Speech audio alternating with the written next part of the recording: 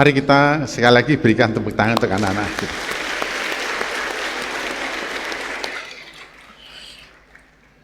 Bapak-bapak, ibu-ibu, kalau ada anak kita usia TK, di TK kita, di gereja kita ada TK sendiri, jadi silahkan didaftarkan.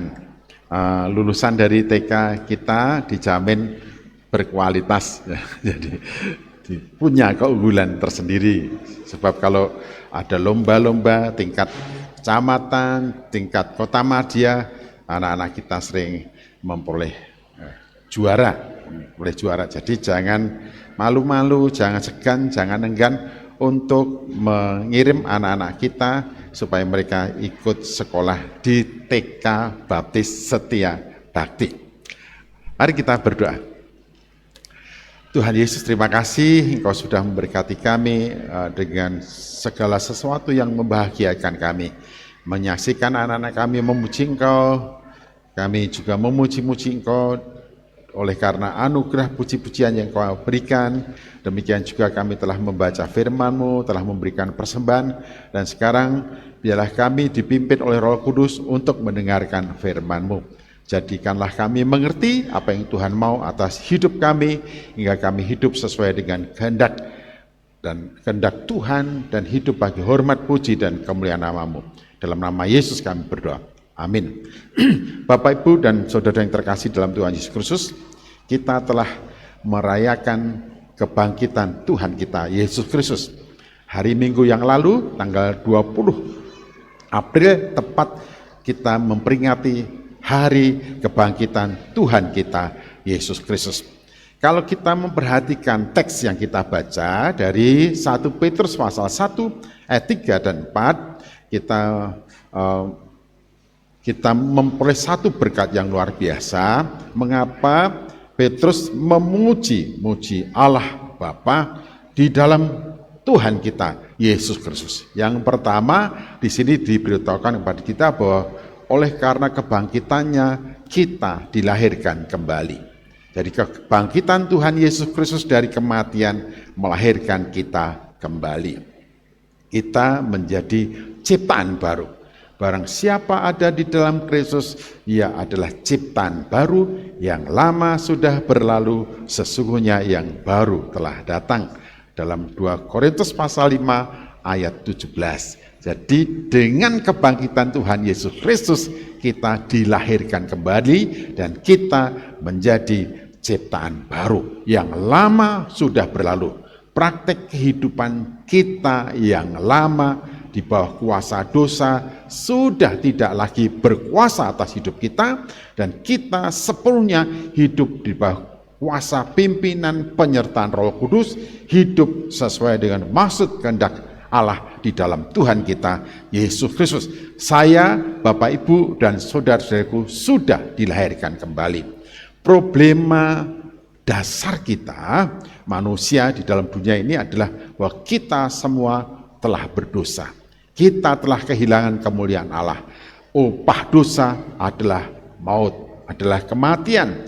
Hampir persentase terbesar dalam kehidupan kita jalani hidup menuruti dan mengikuti keinginan kita.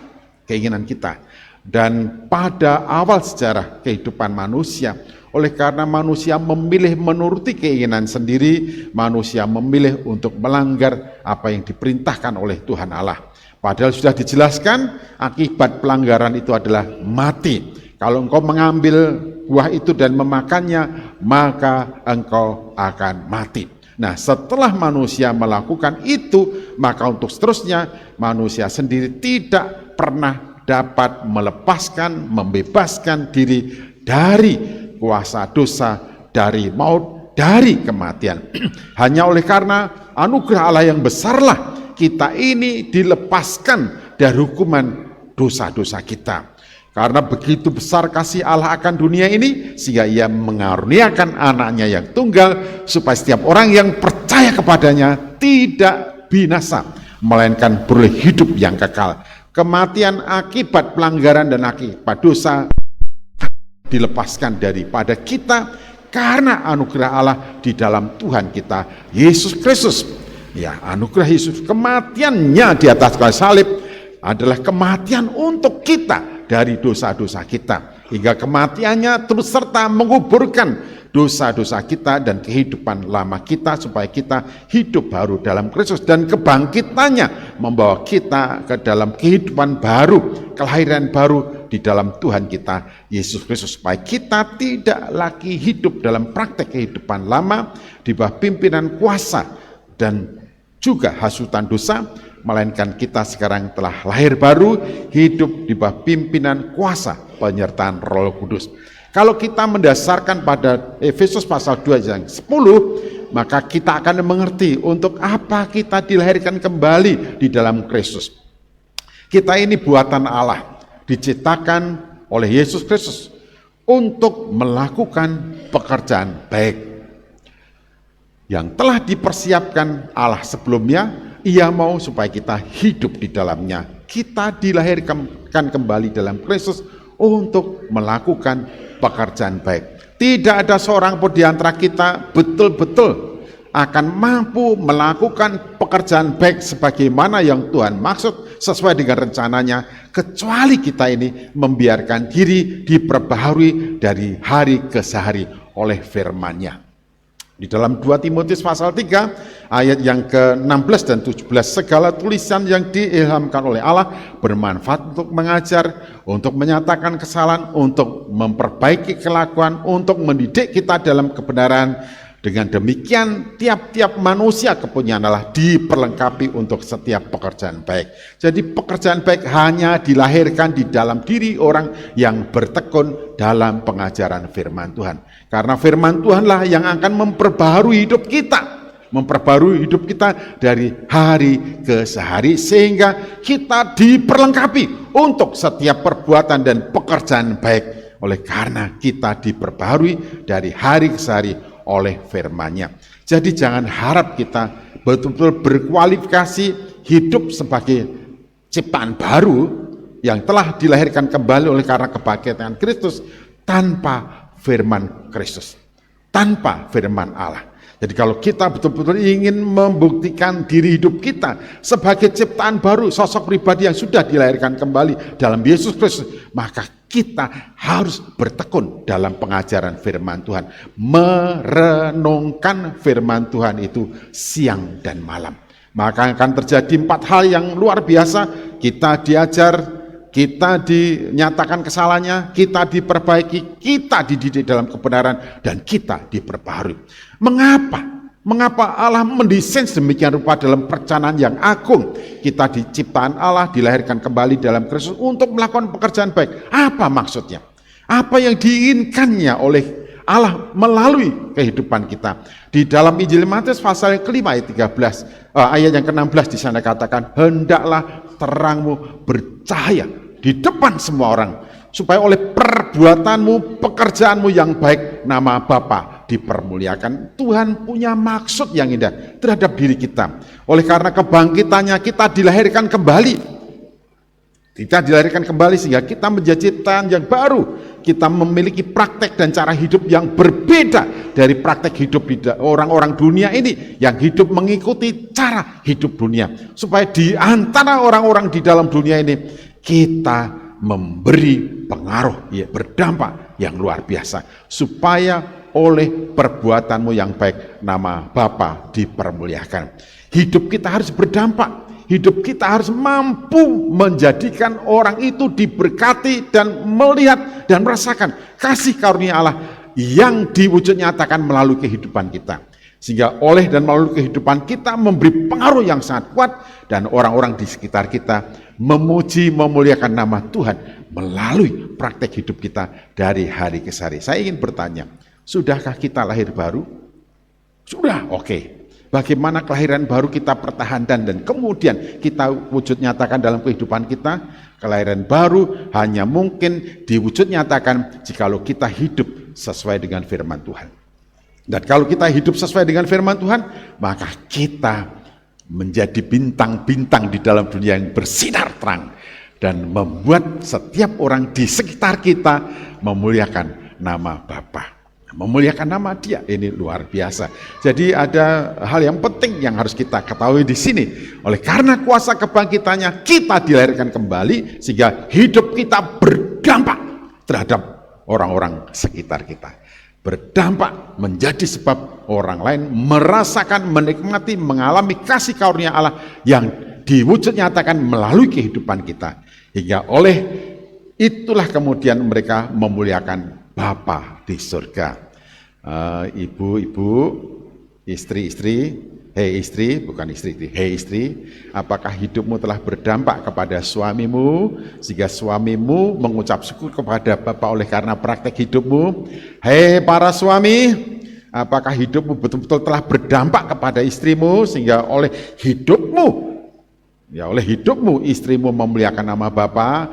Hei anak-anak, apakah hidupmu betul-betul berdampak terhadap orang tuamu? Apakah oleh karena praktek hidupmu dalam kehidupan sehari membuat orang tuamu memuliakan Bapa? Hai para orang tua, apakah hidupmu betul-betul berdampak luar biasa kepada anak-anakmu sehingga melalui praktek hidupmu nama Bapa dipermuliakan oleh anak-anakmu? Ini pertanyaan penting untuk kita semuanya sebagai orang-orang yang oleh karena kuasa kebangkitannya telah dilahirkan kembali dalam Tuhan kita Yesus Kristus. Nah, pertanyaan ini harus kita jawab karena kita semua telah mengalami kasih karunia Allah melalui kuasa kebangkitan Tuhan kita Yesus Kristus.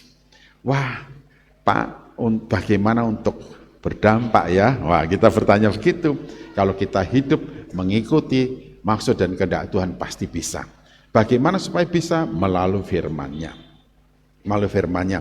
Di dalam Roma pasal 12 ayat 2 ya, sudah ditegaskan bahwa janganlah kamu menjadi serupa dengan dunia ini. Itu pasti sudah kita tidak lakukan. Karena apa? Kita sudah dilahirkan kembali. Tetapi berubahlah oleh pembaruan budimu, sehingga kamu mengerti apa yang baik, yang berkenan kepada Allah, dan yang sempurna. Nah, pembaharuan di dalam kehidupan kita harus terjadi dari hari ke hari. Kata pembaharuan saya sudah menegaskan kata metamorfosa. Oleh firman Tuhan, diri hidup kita akan mengalami metamorfosa. Perubahan menuju kepada kesempurnaan. Jadi biarlah terjadi metamorfosa secara rohani dalam kehidupan kita dari hari ke hari oleh firman Tuhan. Sehingga kita hidup sebagaimana yang Tuhan ketahui. Hanya oleh dan melalui firman-Nya lah kita mengerti apa yang baik, yang berkenan kepada Allah, dan yang sempurna. Nah, ini penting ya. Kemudian hal yang kedua yang penting untuk kita catat di sini. Oleh karena kuasa kebangkitannya, kita telah dilahirkan kembali sehingga kita ini adalah orang-orang yang hidup dalam pengharapan. Dikatakan kepada suatu hidup yang penuh pengharapan. Kuasa kebangkitannya membawa kita kepada hidup yang penuh dengan pengharapan. Sebab dia hidup ada hari esok. Sebab dia hidup tiada takut dan khawatir lagi. Jadi di sini memberitahukan pada kita lagu itu sudah menjelaskan oleh karena kuasa kebangkitannya kita hidup dalam pengharapan. Kekhawatiran diatasi, ketakutan diatasi, kecemasan diatasi, kita hidup dalam pengharapan. Ya, tidak putus asa, tidak akan pernah menyerah dalam kehidupan kita sekalipun mungkin kita melewati begitu banyak lika-liku kehidupan, tantangan, rintangan dan hambatan, kita akan tetap maju karena pengharapan kita di dalam Tuhan Yesus Kristus itu adalah pasti. Kalaupun oleh karena kita mengikuti apa yang Tuhan mau, hidup sebagaimana yang Tuhan inginkan dalam diri kita, kita menghadapi tantangan yang begitu luar biasa. Tantangan itu tidak ada nilainya sama sekali jika dibandingkan pengharapan pasti yang sudah Tuhan siapkan untuk kita semuanya. Karena itu bagi kita yang percaya kepada Tuhan Yesus Kristus, aku akan tetap mengikut Yesus walaupun orang lain memusuhi. Aku akan tetap mengikut Yesus walaupun aku seorang diri. Aku akan tetap mengikut Yesus sekalipun begitu banyak rintangan. Aku akan tetap mengikut Yesus sekalipun satu persatu orang-orang terdekatku meninggalkanku. Aku akan tetap mengikut Yesus walaupun Ya gitu ya, walaupun begitu banyak hambatan dan rintangan, walaupun aku tidak mungkin dinaikkan pangkatnya, tidak mungkin menduduki posisi dalam birokrasi, aku akan tetap mengikut Yesus. Dan aku akan tetap mengikut dia sampai mati. Mengapa? Karena kuasa kebangkitannya bukan saja melahirkan kita kembali, tetapi membawa kita kepada hidup yang penuh dengan pengharapan. Dan pengharapan itu adalah pasti. Pengharapan itu adalah pasti. Nah, nilai yang kita harapkan, anugerah yang Tuhan siapkan untuk kita tidak terkira. Dikatakan di dalam ayat yang keempat, untuk menerima suatu bagian yang tidak dapat binasa, yang tidak dapat cemar, yang tidak dapat layu, yang tersimpan di surga bagi kamu. Oleh karena itu, Paulus, aku tidak menghiraukan nyawaku sedikit pun, asal aku hidup mengikuti gerakan Roh Kudus. Roh Kudus mau apa, aku seperti itu. Roh Kudus menghendaki apa, aku seperti itu. Aku tidak menghiraukan nyawaku sedikit pun, asal aku mencapai garis akhir. Bah, luar biasa. Di dalam 2 Timotius pasal yang keempat, mengenai diriku, darahku sudah mulai dicurahkan saat kematianku sudah dekat, dan sekarang sudah tersedia bagiku mahkota. Nah, jadi Paulus tidak gentar, Paulus tidak undur. Paulus sudah punya komitmen, bagiku hidup adalah Kristus, mati adalah keuntungan. Jadi hambatan, rintangan, tantangan yang kita hadapi karena kita ikut Yesus tidak ada apa-apanya jikalau dibandingkan dengan pengharapan yang Tuhan berikan kepada kita. Nah, Bapak-bapak, Ibu-ibu, untuk mengikut Yesus kita harus mewujud nyatakan dalam kesetiaan kita kepadanya. Mungkin nanti sore agak gerimis sebelumnya. Apakah tetap akan beribadah untuk yang biasa ibadah sore? Nah gitu ya. Ini tantangan kita untuk kita. Nah kadang-kadang kita justru mencari-cari alasan untuk mentoleransi ketidaksetiaan kita, ketidakpatuhan kita, ketidaktaatan kita. Wah, ini namanya sikap sifat pengecut.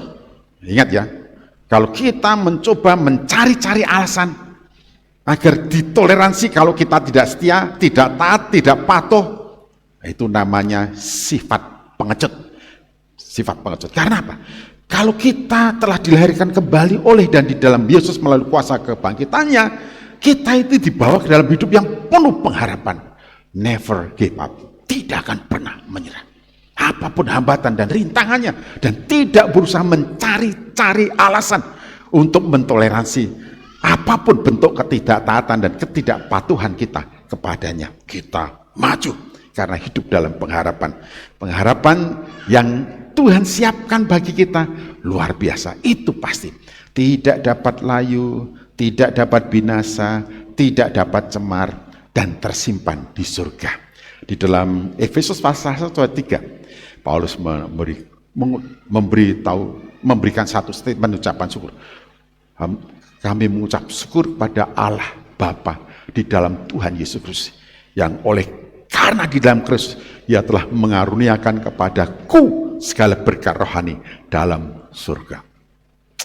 Apapun yang kita impikan yang ada di surga sudah disiapkan betul untuk kita, karena Tuhan Yesus Kristus menyatakan dan menegaskan supaya di tempat di mana aku berada, di situ pun kamu berada.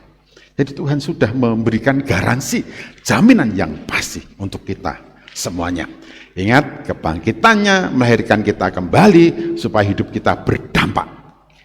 Supaya hidup kita berdampak menjadi sebab orang lain mengucap syukur kepadanya. Kebangkitannya membawa kita kepada kehidupan yang penuh dengan pengharapan, maka kita akan menjadi pribadi-pribadi yang tidak akan pernah menyerah. Untuk mengikut Yesus, bahkan kita mengatakan, ku kan tetap mengikut Dia sampai mati. Mari kita berdoa.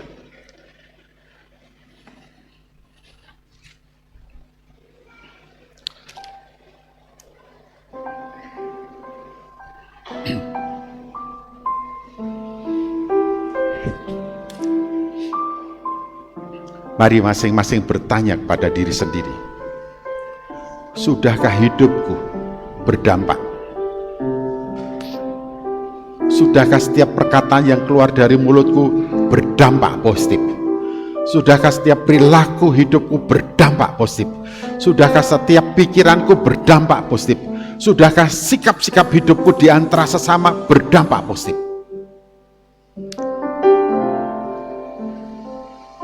Karena untuk itulah engkau ditempatkan di dalam dunia, dilahirkan kembali oleh Allah di dalam Yesus Kristus melalui kuasa kebangkitannya, supaya olehmu nama Bapa dipermuliakan. Jawablah pertanyaan itu. Oh Tuhan, hidup saya belum berdampak. Bagaimana supaya kualitas hidup kita melahirkan praktek hidup yang berdampak? Biarkanlah dirimu diubahkan dari hari ke hari oleh firman-Nya. Biarkanlah dirimu diperbaharui dari sehari ke sehari oleh firman-Nya.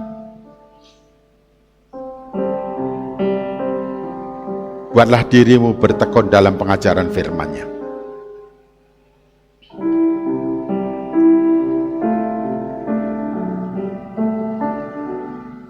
Jangan WA saja tanpa membaca firman Tuhan. Jangan Facebook saja tanpa baca firman Tuhan. Jangan Instagram saja tanpa baca firman Tuhan. Jangan YouTube saja tanpa baca firman Tuhan. Janganlah kesibukan-kesibukan dalam hidupmu mengkorupsi waktu hidupmu untuk baca firman Tuhan. Jangan hanya nongkrong saja tanpa ada kesempatan baca firman Tuhan.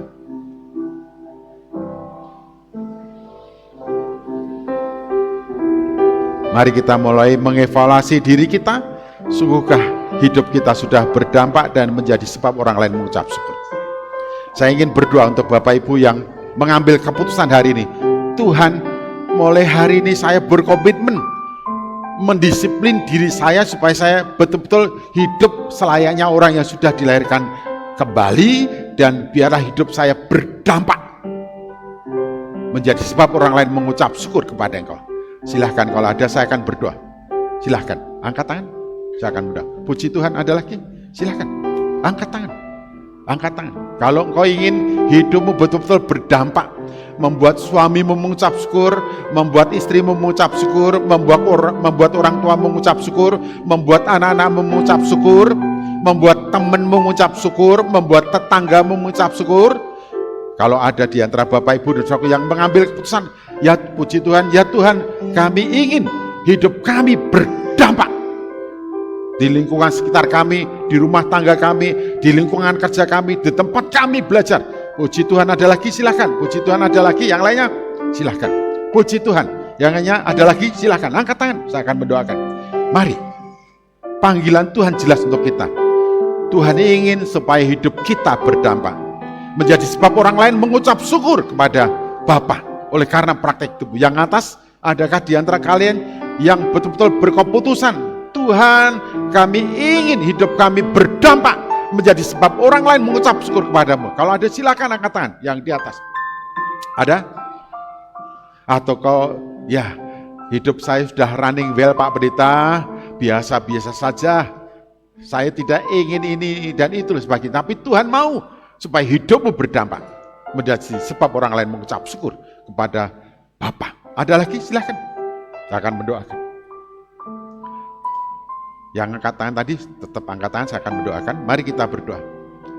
Tuhan, kami menyerahkan, mempertaruhkan kehidupan setiap anak-anak-Mu, mereka yang hari ini menanggapi firman-Mu dan mereka berkeputusan mendisiplin diri supaya hidupnya berdampak menjadi sebab orang lain mengucap syukur, menjadi sebab orang terdekatnya mengucap syukur, menjadi sebab tetangga-tetangganya, teman dan koleganya mengucap syukur kepada Engkau, menjadi teladan bagi yang lainnya.